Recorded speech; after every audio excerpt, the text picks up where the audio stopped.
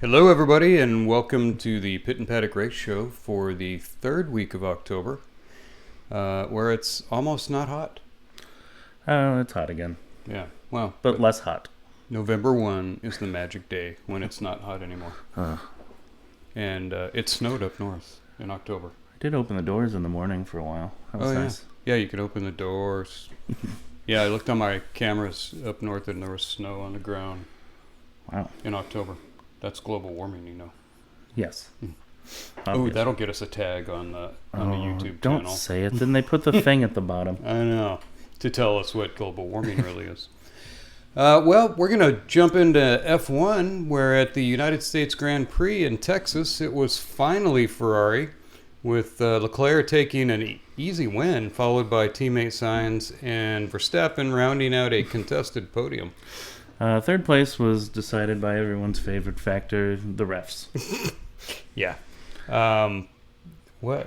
I still don't get that. So Lando tries to pass Max. Max pushes Lando out. Lando goes in front. They both went outside of the racing line, but Lando got a penalty. I guess because Lando went off first. What's his other option? Like not go wide when he tries to push you wide and then cause a wreck between everyone? Yeah, that was just the weirdest. Great. That's worse than VAR. I feel like if the guy's pushing you up, then it becomes like a free. Then it's open if you need to get off course to avoid him. Yeah. And make the pass. And anyway, or put a wall there, and no one will go out there. How about the racetrack is the racetrack, and that's it. They give him a 5-second penalty, Norris, and he ended up beating Max by 4.9 seconds. Oh, he should have just let Max go back by. Yeah, and then he could have, tried it again in a few more laps. That's what he told his team. Why didn't you just tell me to give the position back? But they literally told him to hold. Yeah. Like, don't give it back. They're like, we can get it. Officials said no. Well, Ferrari was well in front, and surprisingly, they were the only team to bring no upgrades. But then we later found out, oh no, they didn't bring any declared upgrades. So they may have had some upgrades. People were speculating the front wing had some stuff, but it was within the bounds of you don't have to declare the upgrade. So it's a small upgrade. Yeah, like the connector from the wing end plate to the wing shin bone or whatever. I'm a big fan I like the declared upgrades. It's better than how it used to be, and you'd have photographers sneaking around trying to get sneak pictures in the garage. Now they have to set the cars out in front, and the technical guy comes and explains the upgrades to the fans. It's pretty nice. They need to bring Sam, because Sam could walk around. He could have told us exactly what Ferrari did differently before the race ever started. They don't bring him anywhere anymore. They make him stay at home. We need a protest. Let Sam back in the racetrack. So it seems the best upgrade to bring was none at all, almost. Yeah. Everybody had, 3 weeks to upgrade. Ferrari brings basically nothing and beats them all. Maybe Ferrari's upgrade was in their strategy. Yeah. They did need a strategy upgrade, didn't they? Their upgrade was they brought a new guy for a race strategy. Worked out much better this time. Undeclared. He was an undeclared addition to the team. They're going to win out now. Yeah. I'm guessing that it was basically they knew their car was good for Texas, and they're like, maybe they'll have upgrades in Mexico. It's not too much different of a track, I feel. Thinner air. Yeah, that's a lot of it is the thin air there. A lot of overheating. Yeah, which is not going to bode well for Mercedes. Oh yeah, they are not good with the heat. No. And it wasn't a good day for Lando's championship hopes either. No, we got a Lando start. Yeah. We used to call it the Weber. The Weber. The awarded drunk English I called it. The atrocious. Atrocious. Another atrocious start from Mark Webber. Now it's Lando. Yeah. Oh, that was pretty smart by Leclerc. He just took the perfect line that he would normally take as if there was no one on the track. Oh, yeah. Lando gets a little annoyed too in every interview now. They're like, "That was quite a start from you today. You actually didn't give up spots." And you always see him like, and then holding in what he wants to say back. Lando, maybe you need to do some more pull-ups before the race so you can have a better start. You worried about the start today, Lando? He just wants to start punching people. Yeah. Lando, you need to spend 5 more minutes with your psychiatrist before the start, and then you won't give up spots. That and the penalties, I don't know. You think Lando's still got a shot at championship? Yeah, Max is going to have to not score points pretty much, isn't he? Especially with that sprint finish he had was pretty good.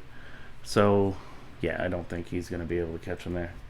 I did see a comparison of Leclerc to Kimi Räikkönen when he ran for Ferrari. And they, because the point system's different, so they analyze percentage of points. What percent of points was he back? So Leclerc is the same percentage of points back as Kimi was, and then Kimi won the championship in the last race. Really? Yeah. That year that you saw Kimi smile on TV, remember that? No. Right when he won the championship, he smiled for like nine-ish seconds? Yeah. Or less? Yeah, like 9/10. He used up his lifetime of emotions. Yeah. Right there. Just now it's gone. Yeah.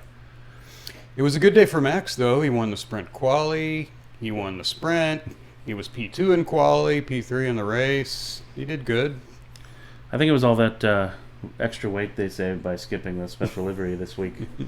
That must have been it. Who had Indiana Jones? Oh yeah, the fake McLaren. They need to stop making special liveries that look like other cars on the track. That's annoying. McLaren threw some chrome on theirs so it would look different.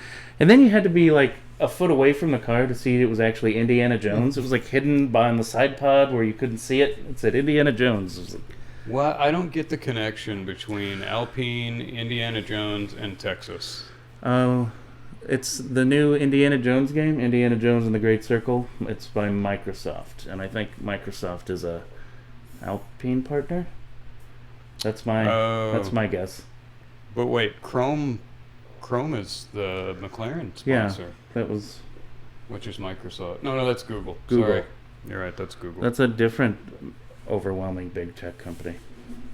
Well, the last 2 movies for Indiana Jones were pretty lame, so why would they think they would make a good video game? The last ones were rough. I think it's on Game Pass. I'll give it a shot, see how it is. If it's free. Yes. Yeah, I'll try it if it's free. If it's free, that means that they want you to buy upgrades and skins and things like that. No, thank you. Yeah. Maybe it'll do better than Bungie's Star Wars Outlaws flop of a game. Ooh, that did not do well. No. I don't know. I always wait like 6 months after a game's released until it goes on sale before I start playing it anyways. They should have taken a look at Star Wars The Old Republic. And where you could choose your class. You could be a Jedi or a Sith. Or do you know how many people chose, bounty hunter outlaw? Like everybody is a Jedi or a Sith for the most part.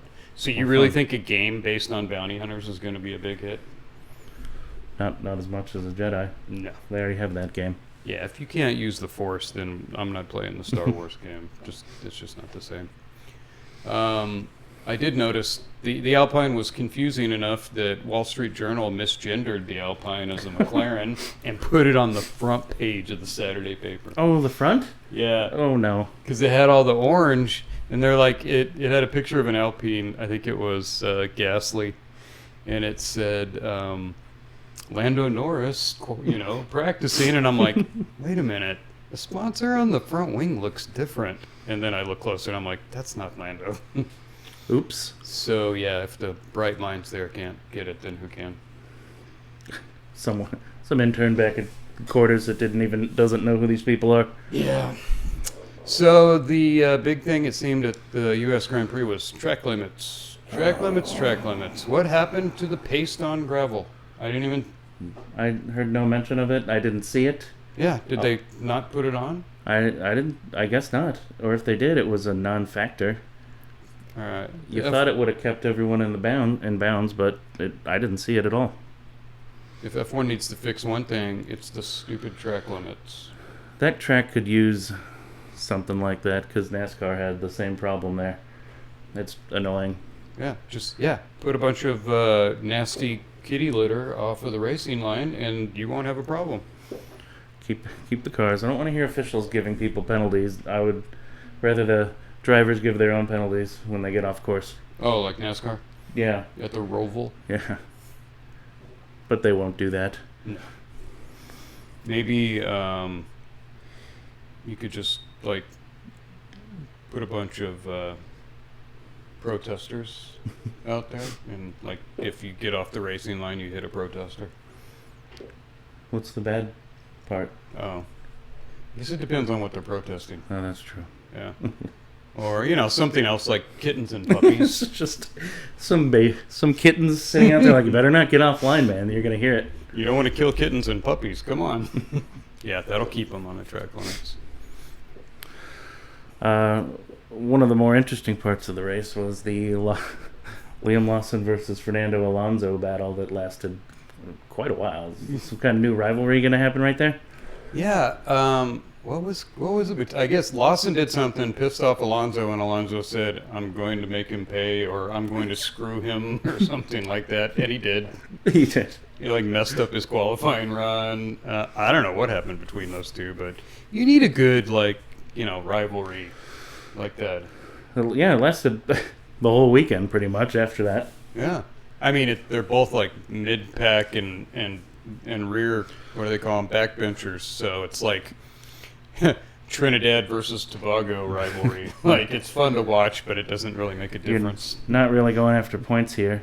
Yeah. And then, Austin's fallen off this year. They went from a point-scoring team every race to back four about. Can't they just copy McLaren's car like they did with Mercedes? They should. And just do whatever upgrades they did, you would think. In other news, the United States Grand Prix promoter was fined $540,000 by the FIA because there was a track invasion when 200 people slipped over the fence on a cool-down lap. Because they were letting people on the track, but some 200 people found a secret way through and got on a little too soon. Oh, before it was ready? Yeah, $540,000. The fine was later dropped when the promoter said that those people were just migrants seeking amnesty. Oh, well then it's fine to break any sort of rules or laws that you need to then, right? Yeah. Oh, then it's okay to go over the fence if you're just seeking amnesty. Yeah. In other news, F1 has made some tweaks to the 2026 formula, the new formula coming out. People were complaining the cars are going to be, they were 40% slower than today's cars. That's stupid. Yeah. So they made a few tweaks. Now they're only 25% slower than today's cars. No. It's the 50% electric thing. It's just not going to work. Just go faster. You should always be going faster. They were literally going to be slower than the F2 cars. That's ridiculous. Yeah. So, I don't know. There's still a good year and a half to go. I'm guessing that the electric power unit gets dropped down to maybe 25%. Maybe. I hope so. What's it now, 10%? So 25, that's a good jump. You don't have to go to 50. No. I don't want an electric series. We already have that. Yeah. I heard they're also going to be dropping the fastest lap point for 2026 too. Why? No idea. I think because Daniel Ricciardo stole it from somebody in the leather in that last race. I don't know. I think it's a good idea. You can get an extra point by being the fastest car. You need more than just the fastest lap point. We need some other points, shiniest car point. Coolest turn. Some best pass. Yeah. Most left in their drink cup point. Singapore, they're out there dehydrating, trying to get that extra point. What about some drifting style points you can rack up during the race? That would be fun. Raw dog the race point.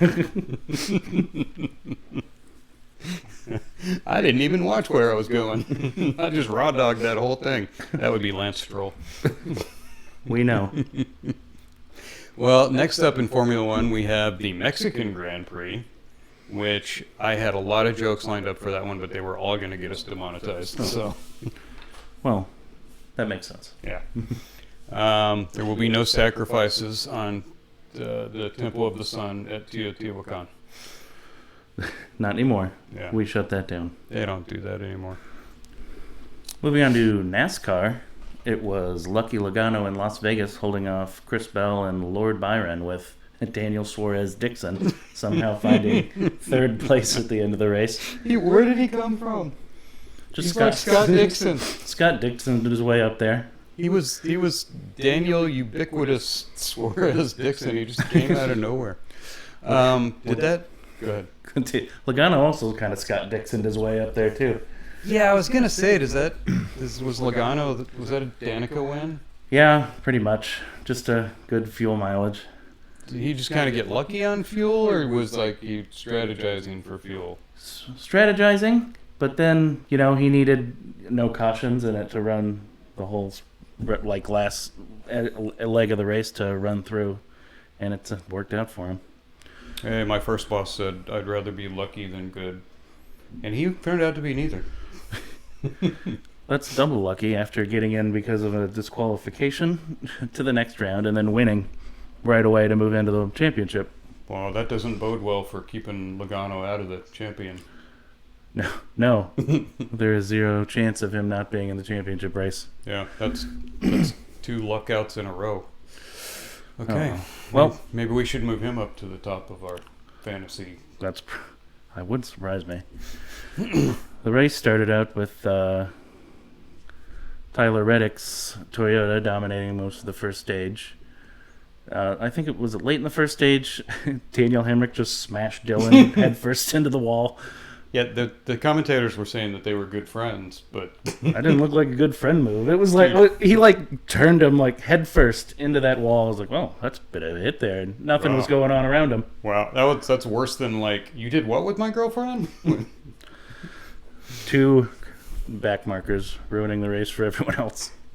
Well, it was kind of a snoozer until then, so you needed something to happen.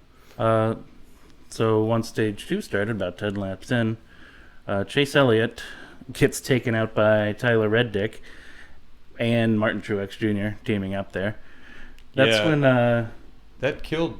Does that pretty much kill Reddick's championship hopes? Reddick busted his tire, flipped over. Same for Chase, took him out. I don't know, what are they bet? They're both back 30-ish points. They're gonna have to win a race to move on pretty much at this point. Yeah, they were. Especially with the other 2 finishing in the top 5. That didn't help. But Reddick won stage 1 and then crashes out in stage 2. So he got some points at least. Yeah. That's when Gibbs and Chastain were caught speeding and pretty much took them out of the contention for the win. And then Kyle Larson's team doesn't know how to change lug nuts, apparently. That's because he came in pit, had to come back in and pit again. Yeah. And I think he went a lap down, it ended up. So he spent a lot of the middle section of the race a lap down, leading to Christopher Bell dominating stage 2 pretty much all the way through. Did they ever say what was wrong with his lug nut? Was it just, did it get crossed or? Something like that. It either got cross thread or the thing didn't grip right, but... I mean, that happens in IndyCar and Formula One once in a while. You'll get it here and there. When you only have one nut, if they went back to the 5 lug nuts, then, if you lose one, you're okay. Yeah, you could probably run it with 3 and still make it. That stage 3 is when little Ty Gibbs was knocked out of the race. Tough for him. Bad day for Hendricks. Bad day for Hendricks. Yeah. Larson ended up coming back a little bit, but didn't matter because Joey Logano made that fuel gamble, and Bell had 30 laps about to catch him, and he needed 31, it seemed like. He was close. Yeah, he got in the same shot pretty close, a few seconds back. I was like, oh, nope. Logano's going to get it. Man, that's frustrating when you're just good all day, you're top of the class, and then some guy lucks out on fuel strategy and beats you. He was not happy either, you could tell. Well, that's racing. It was a hard day for Reddick, though.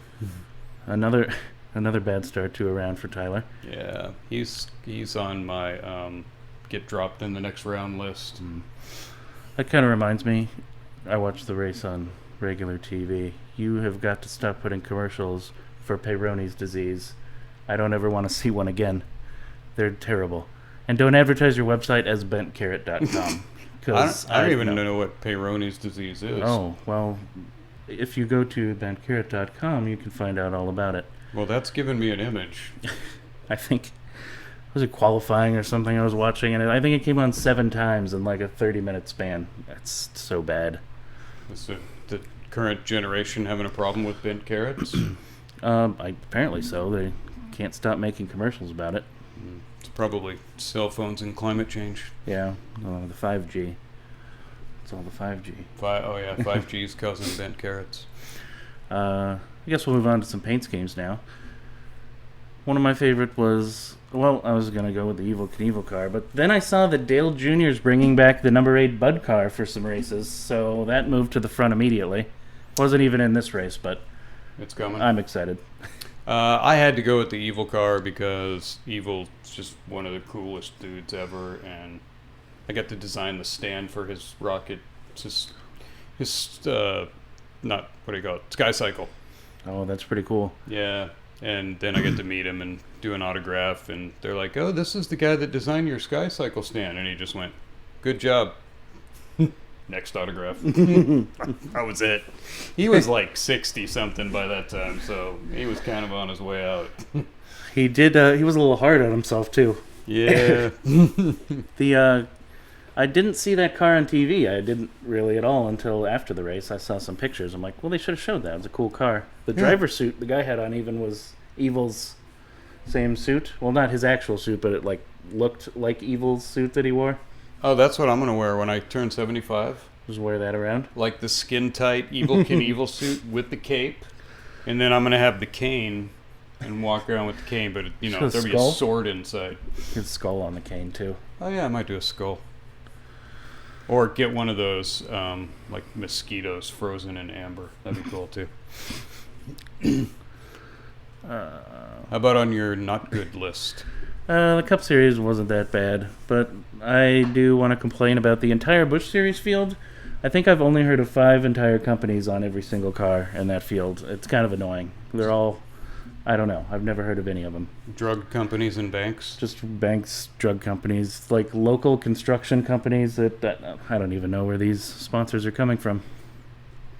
My not good car was Suarez in the number 99 because no race car should ever be painted periwinkle. Got the Tootsie's car was back, huh? Tootsie's car, where it looks like some kids came in and tagged his car when they were in Parc Ferme. Do they have Parc Ferme in NASCAR? We don't call it that in NASCAR. What do they call it in NASCAR? What is... Hard Park? Something. I mean, Parc Ferme literally means hard park. They call it. They don't call it anything in French. Oh, they don't. Not even with Ricky Bobby's nemesis. He would call it Parc Ferme. I forgot what they called it. It's in my head. I'll think about it later. All right. Well, how do we look for the playoffs now? Well, after the first race, we got Joey Logano locked into the championship 4. All the way to the end? All the way. Wait, this wasn't a cut race, right? No, but he's in the championship race. So he'll be racing for the championship. Also, he would be ranked 15th in points if this was if we were going by normal point standings. And we didn't have a joke playoff system. That's ridiculous. Joey Logano kind of annoys me, so after Joey, we pretty much got Bell and Larson. As long as they don't crash, though, they should be fine to move on. Byron is not in a terrible position at plus 27. Lucky Lord Byron? I was thinking he would be higher, but I guess, how far is he off of Larson? Just a few points, right? 8 points back off? Yeah, it's not too bad. He only needs to be in the top 3 now. And the last 4 drivers pretty much need to win or hope everyone in front of them crashes. Hamlin is 27. Reddick is only minus 30, which is pretty good for flipping over like that. Blaney, 47 back, and then Elliott is just pretty much needs to win the race. He's 53. Well, he's got Homestead and Martinsville, which he is pretty good at both of them. Actually, all of these drivers are good at both of those tracks, so You might have a chance. it's going to be tough. Is it the cut comes after the next race or after We two more? got Homestead, and then Martinsville, and then the cut. And then the final. And then it's Phoenix after that as the final. And then they dropped to 4 for one race. Yeah. Well, we'll see. Yeah, I think I've got Hamlin, Reddick, Blaney, and did I have Elliott? I think I might have those bottom 4 on my list for who doesn't I'll make have the to go cut. back. I might have done that also. I I think might- I had Logano. Because you hate him. I wanted Larson to cut just because he's already won the championship. I want to see somebody new. So, I don't know. I think I'm hoping for lucky Lord Byron. He's never won it, has No. he? Yeah. He No, would- he's my pick. That's a pretty good pick. Unless Gilligan can make a storming. I think he won at Phoenix last year. Or Gilligan? this year. No, Lord Byron. Byron. So he's pretty good there. Wait, is that? No, it was the early race that I went to and lost my hearing Yes. because they designed turn 1 like an amphitheater. Yes.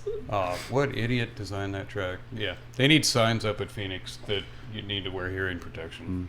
It's not quiet. Some other NASCAR news. Toyota Racing is following the lead of the, I guess, worldwide Toyota racing teams and rebranding as Toyota Gazoo Racing. Oh, are they gonna have an icon with a little green dude?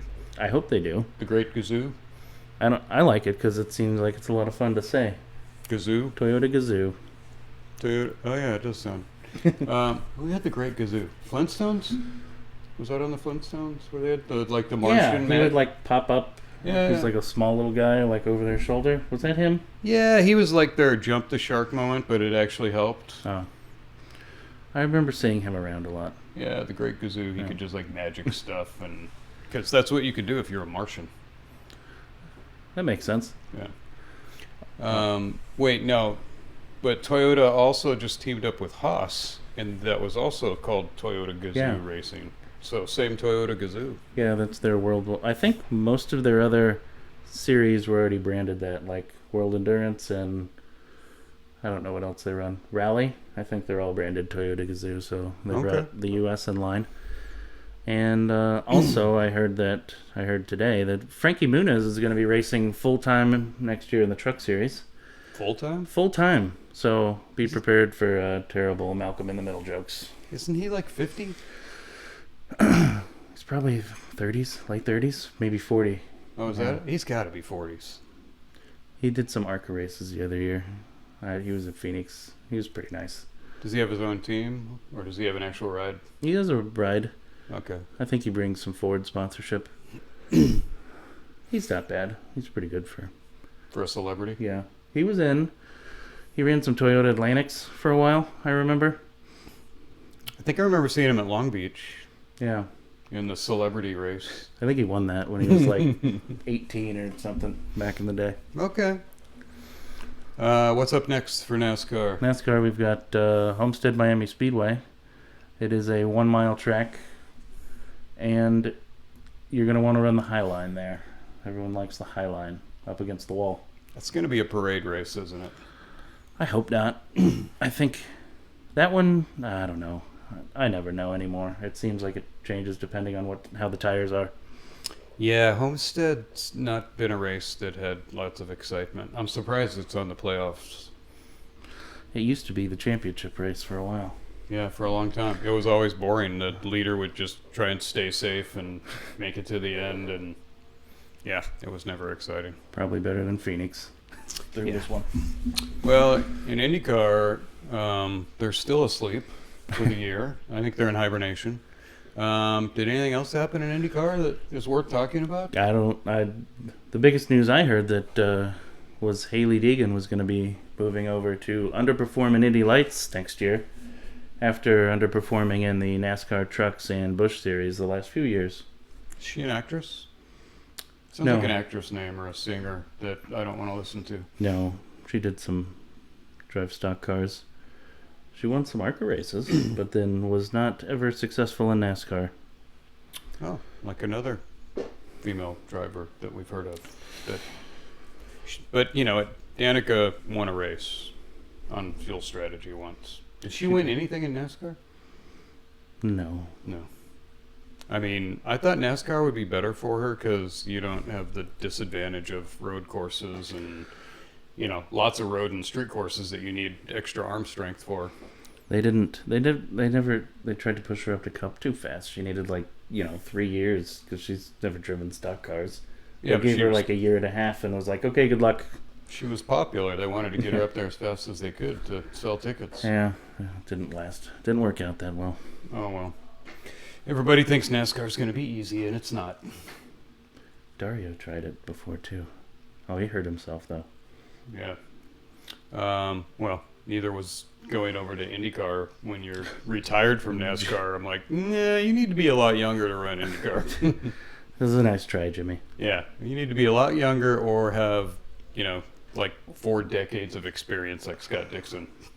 Then you can drive IndyCar with the young kids. Yeah. What we didn't have any other news. I mean, I know that Porsche sealed it up with World Endurance. Yes. Did they race? No, I think that was old news. Yeah, that was a couple weeks ago. Yeah, but there's nothing really exciting happened in the other world. I couldn't find anything interesting, really. No, except Dakar is coming. Dakar. Can you see Dakar? Well, Dakar. We only have 3 more months. Just under 3 months. Start beginning of January? Yeah, early January is Dakar. And Ford is going to have a serious factory car this year. Well, that should be fun. Yeah. Seems like every 3 years you get another manufacturer who wants to take a shot at Dakar. Like Mini did it, and then Audi's doing it now with their electric car that's not really electric. And I guess now it's Ford's turn. They're not messing around with the electric car though. They're just going to win. They're just gonna put a good motor in it and go. That's the way to do it. That's it for this week. Next week we once again have a doubleheader.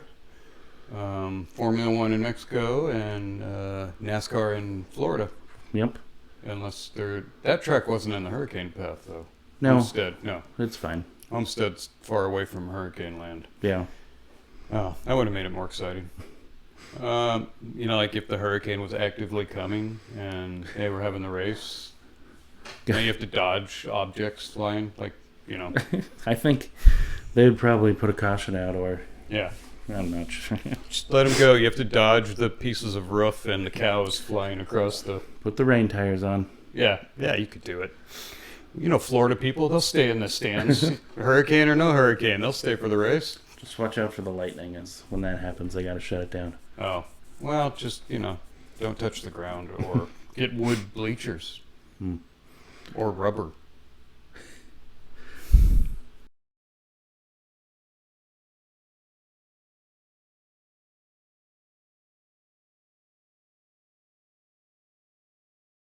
Push through this one.